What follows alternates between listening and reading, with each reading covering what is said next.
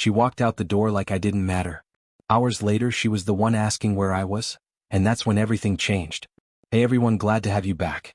Before I dive into today's story, I've got something exciting to share. I've just launched a brand new YouTube channel called Soulfell Chronicles. Over there, I'll be telling more deeply personal and emotional stories, the kind that stick with you. I'd be incredibly grateful if you checked it out, gave it a like, and hit subscribe. You'll find the link down in the description. Alright, let's get into it. I can't really pinpoint the exact moment things started to shift. When my wife, Rachel, stopped being the same Rachel I thought I knew. Maybe it wasn't one big thing. Maybe it was a slow, creeping change. A bunch of tiny red flags I chose to ignore because, honestly, I didn't want to face the reality that something might be unraveling. Or maybe the truth had always been there, buried just under the surface, waiting for the right opportunity to rise up and reveal itself. Either way, the night she brought up the party, something in me just knew. It was a Thursday evening. The kitchen was warm and cozy, filled with the familiar aroma of the pasta sauce I'd been simmering for dinner. It was one of her favorites, had been for years. But that night, Rachel barely touched her plate. She sat across from me, head tilted down, phone in hand, her eyes glued to the screen. Every now and then, a small smile tugged at the corners of her mouth. I watched her for a while, letting the silence stretch out longer than usual. Eventually, I asked, trying to sound casual, "What's got you so entertained over there?" She glanced up, just for a second, almost like she'd forgotten I was even in the room. "Oh, it's just Miriam. She's throwing a party this weekend," she said, brushing it off like it was nothing. That didn't surprise me much. Rachel's old college friends always seemed to have a reason to throw a party. Birthdays, engagements, breakups. Any excuse would do. Normally, I wouldn't have thought twice about it. But something about the way she avoided looking me in the eye made my stomach twist. Trying to keep my tone light, I swirled my fork around my plate and asked, "So, who's all going to be there?" She paused just for a beat, but it was long enough. "The usual crowd," she replied, too quickly, too neatly. I put my fork down and looked at her. "Does that include him?" Her jaw tightened just slightly. It was subtle, but I caught it. That was all the answer I needed. "He's part of the group, so, yeah. He'll be there," she said. Her voice was calm. Too calm. Like she'd practiced this answer in her head beforehand. She meant Josh, her ex. The guy she'd been in that messy, on-again, off-again relationship with for years before she and I ever got together. He'd always been a sore spot between us. Not because I was jealous or threatened, but because deep down I never believed she was completely over him.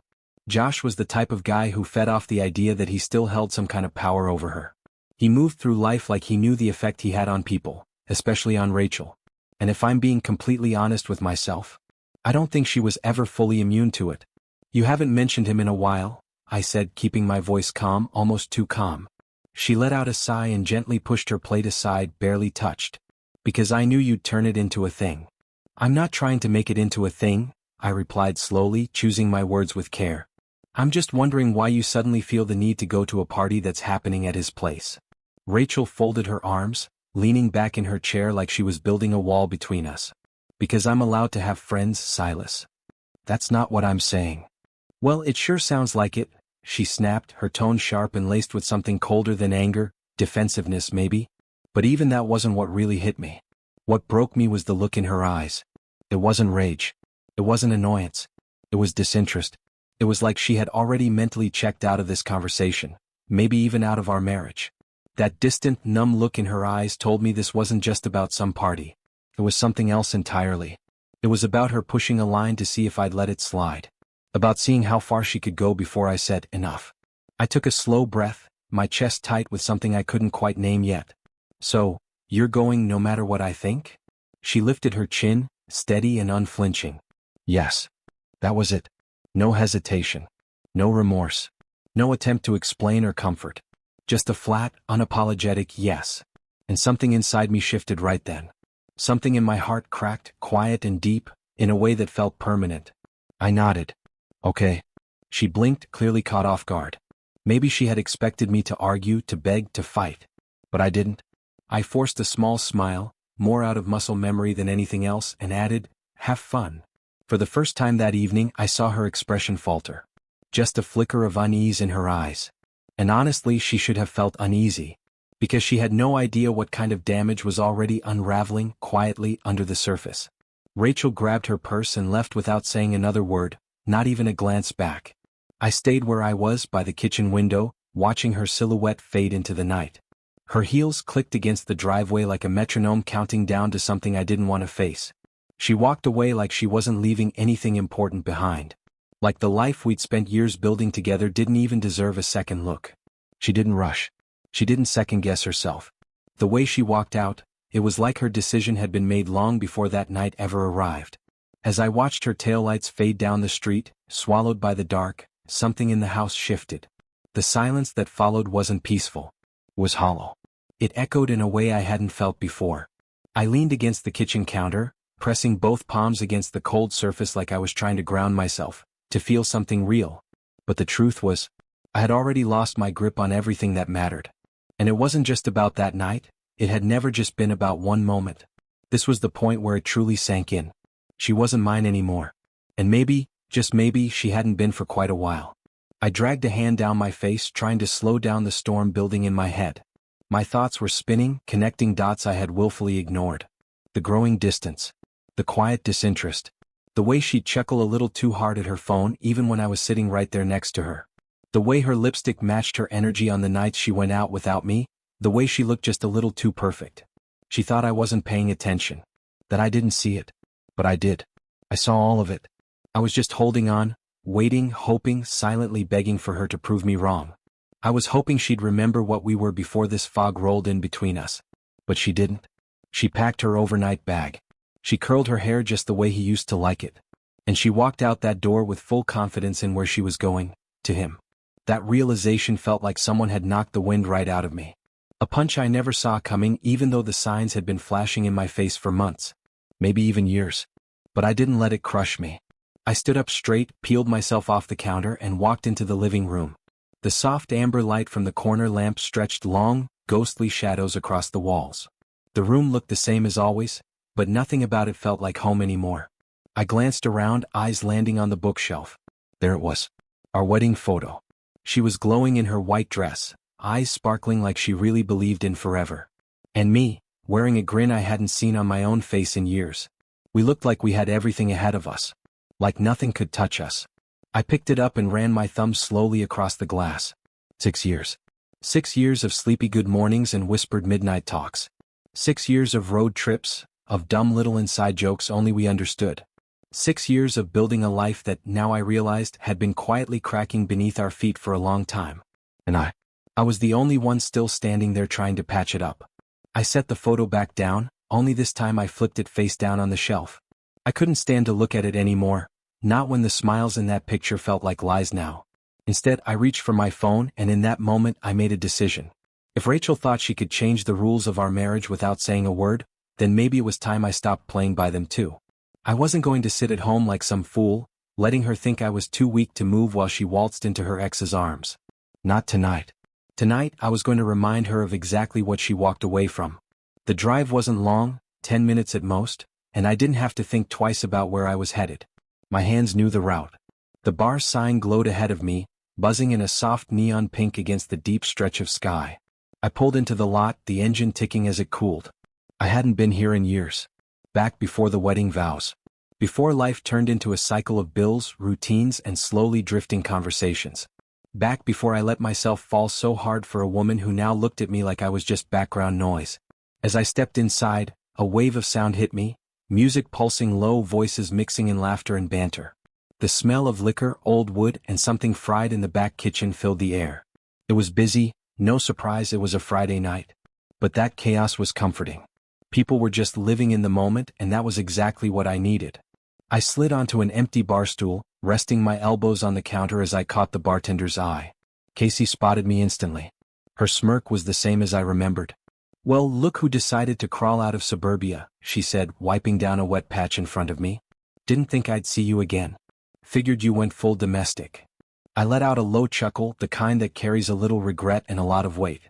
"Yeah, something like that." She raised an eyebrow, playful but curious. "And yet here you are." I didn't respond right away. I just took the drink she slid toward me, neat just how I liked it, and brought the glass to my lips. The first sip burned in the best way. It spread through my chest like something waking up inside me. Yeah, here I was. And for the first time in what felt like forever, I wasn't checking the time. I wasn't glued to my phone, hoping for a message that told me she missed me. I wasn't sitting in our quiet house wondering if Rachel was even thinking about me as she stood across the room from Josh, laughing at old memories and sipping a drink like nothing had changed. No, I was done waiting. But just as that thought settled in, like a stone sinking to the bottom of my stomach, my phone buzzed against the bar. I pulled it out, expecting maybe one of the guys checking in. But then I saw her name. Rachel. Not a call. A text. Where are you? And just like that, my lips pulled into a slow, knowing smirk. I leaned back on the bar stool, slowly rolling the glass between my fingers, feeling the weight of it settle in my palm. Rachel had left our house hours ago, barely looked back. Not even a flicker of hesitation in her eyes. And now she wanted to know where I was. Interesting. I didn't respond. Not yet. Because something told me this night was still unfolding, and I wasn't about to be the first one to flinch. I stared at the screen, reading those 3 words over and over again. Where are you? It wasn't just curiosity. It was a subtle crack in that polished confidence she wore like armor. She had walked out that door certain of herself, like she held all the power. Like I was going to sit in the dark, waiting for her return, heart in hand. But now here she was looking for me. And I could almost see it. Her standing in the middle of that party, glancing around, that slight furrow in her brow as she scanned the room. Maybe she thought I'd show up and cause a scene. Or maybe she just assumed I'd be at home, right where she left me. Predictable. Passive. Not tonight. I slipped my phone back into my pocket and took another slow sip of my drink. No rush. Let her wonder. Casey leaned her elbows onto the counter, that same sly grin on her face. That look you've got right now. Tell me you just got a very interesting text. I let out a low chuckle and gave the glass a little swirl. Something like that. She tilted her head, eyes sparkling with mischief. Ex checking in already? I raised one eyebrow and smirked. Not officially. But she might be warming up. Casey let out a whistle and shook her head. Oh boy. This is about to get fun. I didn't answer. Just gave a small, quiet grin and took another slow sip. Truth was, I wasn't ignoring Rachel's text just to mess with her. Not entirely anyway. I was enjoying the stillness. The control. It had been so long since I felt like I wasn't the one being left behind, waiting, wondering. I didn't owe her an immediate reply. Not anymore. 20 minutes passed. Another buzz. Another message. Are you home? I laughed quietly to myself, just a breath of amusement escaping as I stared at the screen. Oh, no. I wasn't home. And the fact that she still assumed I would be? That was almost sweet in a twisted way. I pictured her again, standing at her ex's kitchen counter, drink in one hand, phone in the other. Was the music too loud to think? Was Josh saying something she wasn't listening to? Was her stomach starting to twist just a little, the way mine used to when she pulled away from me? Was she feeling guilt? Doubt. Or just irritation that I wasn't where she expected me to be? I still didn't reply. Instead, I stood up, stretched my arms out, rolled my shoulders back, and left the bar without saying much to anyone. The night air hit my skin like a quiet wake-up call, cool, crisp, and oddly refreshing. As I walked toward my car, there was a sense of calm I hadn't felt in a long time. I wasn't drunk, not even close. I was steady, present, clear-headed. And an idea was already forming in the back of my mind. If Rachel wanted to play games, I could learn to play too. I didn't rush the drive home. In fact, I slowed down more than usual. Took the scenic route. Pulled into a gas station even though my tank was still halfway full. I lingered for no reason other than because I could. Because for once I was on my own time. When I finally turned into our driveway, the porch light was still off, the windows dark. I sat there in the driver's seat for a moment, headlights illuminating the front of the house like a stage. My phone buzzed again. Another message. Are you ignoring me? I stared at the screen for a second, then finally typed back. No. Just busy. Short. Vague. Carefully worded. I knew it would bother her. Almost immediately, the little typing bubbles popped up. Then they vanished. Then came back. Then vanished again. I smirked to myself. She was thinking. Good. Let her. It took about a full minute before she finally replied. Busy with what? There it was. The shift. For the first time in a long time, Rachel was the one asking the questions. She was the one stuck in her own head, replaying scenarios, wondering. I could have told her the truth. That I'd been at the bar. That I'd had a good drink and even better silence. That she wasn't the only one capable of stepping outside the lines we used to call love. I could have reminded her, loud and clear, that I still had a life outside of her. But I didn't. Instead, I shut off my phone, slid it into my pocket and stepped out of the car. Let her sit with the unknown. The house was dark when I stepped inside. Only a faint glow from the street lamp outside spilled through the blinds, casting soft shadows across the living room floor. It was quiet, almost unnaturally so. But it wasn't the kind of silence that hurt. It was the kind that made space. Space for something new. Something different. I stood there for a moment, letting that quiet wrap around me. The weight of everything that had happened that night finally settled in, but it didn't feel heavy anymore. It felt final. I wasn't angry. I wasn't even hurt. I was just done. I walked into the kitchen, opened the cupboard, and poured myself a glass of water. Cool, plain, grounding. I leaned against the counter and took a slow sip, staring into the empty space where we used to talk, laugh, share meals. My phone lay beside me on the counter, face down.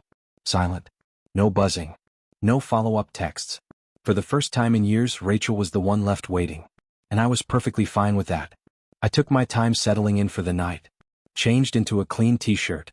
Brushed my teeth. Rolled my shoulders back to release the tension that had been sitting there for months. My body felt loose, finally at ease. But my mind? My mind was sharp, sharper than it had been in a long, long time. Rachel had spent so long turning everything around on me, planting little seeds of doubt, making me question myself every time my gut told me something wasn't right. But now she was the one left wondering. Now it was her mind spinning in the dark. I pulled back the covers and climbed into bed. The ceiling above me was familiar, unchanged, but the space beside me, the empty space where she used to sleep, didn't sting tonight. For the first time, it didn't make the room feel colder or the silence feel heavier. She made her choice. Now she could live with it. 2:37 a.m. I was pulled from sleep by the soft buzz of my phone vibrating on the nightstand. It took me a moment to gather myself, eyes still adjusting to the dark. The screen glowed, casting faint shadows across the walls, stretching long and thin like they were trying to reach me.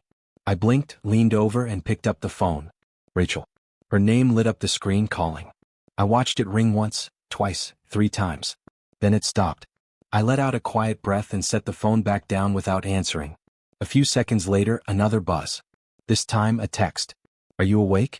I just stared at the words for a while, thumb hovering over the screen before pressing the lock button. No response. Not yet. 3:04 a.m. Another buzz. I sighed and rolled onto my side before glancing down at the new message. I just got home. Can we talk? I turned my head slightly toward the bedroom door, and sure enough, I heard the familiar creak of the front door easing shut, followed by the soft, deliberate sound of her heels clicking against the hardwood floor. She was home. And she was uncertain. Nervous. I couldn't help the small smirk that tugged at the corner of my mouth. Good. Still, I didn't rush. I took my time. Stretched. Sat up slowly. And after a long pause, I finally typed out my reply. Busy. Same word as before. Short. Cold. Calculated. And just enough to crawl under her skin. I waited. The bubbles appeared almost instantly. Then disappeared. Then came back again. Finally, the next message. Busy with what? There it was, frustration creeping in. The imbalance she wasn't used to. I could almost picture her now, pacing the kitchen, staring at her phone like it held answers she couldn't quite find. Probably barefoot by now, heels kicked off by the door. Her lips pressed in a tight line, fingers drumming on the counter. She expected me to be asleep. Expected me to be here waiting like always. But I wasn't. Not anymore. I set the phone back down on the nightstand, leaned into the pillows and closed my eyes. Let her wonder. She could spend the whole night spinning in her own thoughts, and I wouldn't lose a second of sleep over it. I wasn't going to chase, I wasn't going to explain, and I definitely wasn't going to ease her mind. Not this time. I just don't understand why you're acting like this. That was her next message. It actually made me laugh, quiet, under my breath, but real. A tired, amused kind of laugh. Later that morning, we stood across from each other in the kitchen, coffee cups in hand. I had already poured mine and taken a seat at the counter. She hovered near the sink, arms crossed, eyes flicking toward me like she didn't know what to expect. I set my coffee down, crossed my arms slowly, and met her gaze. Like what? She gestured vaguely in the air, irritation creeping into her face. Like you don't care. I leaned forward, resting my hands against the cool granite countertop. I kept my voice even, calm. Should I? That question hit her harder than I think she expected. Her eyes widened just slightly, just enough for me to catch it. That flicker. That tiny, almost invisible crack in the mask she always wore so well. She didn't see this coming. Rachel had walked into this conversation thinking I'd be heartbroken. That I'd be angry, demanding answers. playing the familiar role of the wounded husband trying to save what was already slipping away. But I wasn't playing that part anymore. She exhaled sharply, shaking her head like she was trying to stay one step ahead. I don't know what you're trying to prove. I'm not trying to prove anything, I cut in, voice low but steady. She blinked, clearly thrown off balance. There was a nervous shift in her stance. Her hands tightened slightly around her coffee mug, like she needed something solid to keep her grounded. I just finally see things clearly now, I added. Her brow furrowed. See what? I smiled, but there was no warmth behind it. Not this time. That I've been the only one in this marriage, actually in this marriage. She went still. And in that second I saw it wash over her, the realization. The change in energy. The shift. The power, the control, the narrative, it wasn't hers anymore. For the first time since all this began, Rachel wasn't the one calling the shots. She gripped her mug tighter like it might steady her. And I knew why. For years she had been the one steering the ship, choosing the direction, setting the tone. And I had followed. I had compromised. I had made room for her voice even when it drowned out mine. I had stayed open, stayed patient, stayed present, even when I was slowly disappearing. But something had changed last night. And now she was the one sitting with that uncomfortable, quiet uncertainty. I took another sip of my coffee and let the silence stretch between us, slow and deliberate. I had no intention of being the one to break it. I had all the time in the world. If she wanted to talk, she'd have to meet me where I was now, not the other way around. Finally, her voice broke through the stillness. I don't know why you're acting like this, she muttered, setting her cup down a little harder than she probably meant to. Like what? I asked, my voice calm, almost casual, like I genuinely needed clarification. She sighed and rubbed her temple, like this conversation was exhausting her. Like you don't care. Like none of this matters to you. A quiet laugh slipped out of me, low, dry, and almost involuntary. That's rich coming from you. Her eyes snapped up sharp. What's that supposed to mean? I tilted my head and just looked at her for a moment, studying her. Not to intimidate her, but to finally, truly see her. Rachel, I said, steady and measured, you walked out of this house last night like it was nothing. No hesitation. No second glance. You knew exactly what you were doing. You made your decision. You went where you wanted to go, and you didn't stop to think for even a second about how I might feel about it. I let that hang in the air for a beat. So tell me, why does it bother you so much that I went out too? Her mouth opened like she had something ready, but no words came out. She closed it again, jaw tight.